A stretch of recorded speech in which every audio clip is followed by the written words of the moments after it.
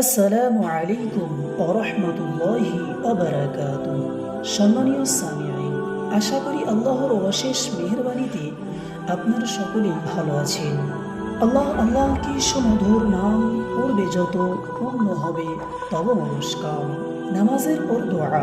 হাদিস শরীফের মধ্যে এসেছে, হযরত সাবান রাদিয়াল্লাহু তাআলা আনহু থেকে বর্ণিত, নবী করিম সাল্লাল্লাহু আলাইহি ওয়াসাল্লাম নামাজ শেষে 3 বার সাইয়্যিদুল ইস্তিগফার পড়তেন। তারপর উক্ত দোয়াটি পড়তেন, আল্লাহুম্মা আনতাস সালাম ওয়া মিনকাস সালাম তাবারাকতা ইয়া যাল জালালি ওয়াল ইকরাম।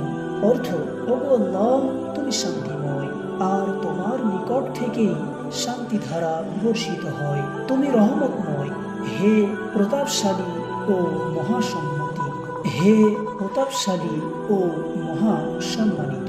নামাজের পর আর একটি দোয়া।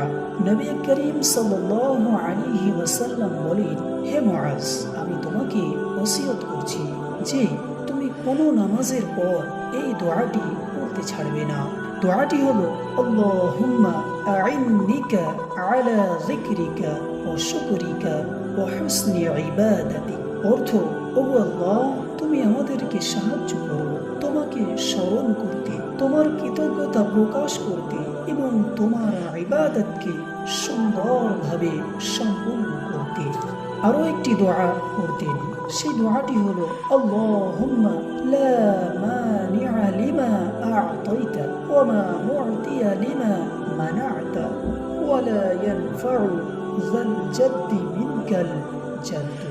অর্থ, ওগো আল্লাহ, তুমি যা দিতে চাও তাতে কেউ বাধা দিতে পারে না, আর যা তুমি না দিতে চাও কেউ তা দিতে পারে না। প্রচেষ্টাকারীর কোনো প্রচেষ্টা তুমি ব্যতীত উপকার করতে পারে না। আল্লাহ কি সুমধুর নাম, পড়বে যত ঝরবে তত রহমত অবিরাম। সম্মানীয় সামিঈন, তো আজকের আলোচনা এই পর্যন্তই।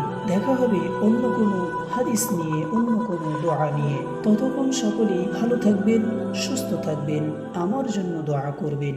আসসালামু আলাইকুম ওয়া রাহমাতুল্লাহি ওয়া বারাকাতুহু।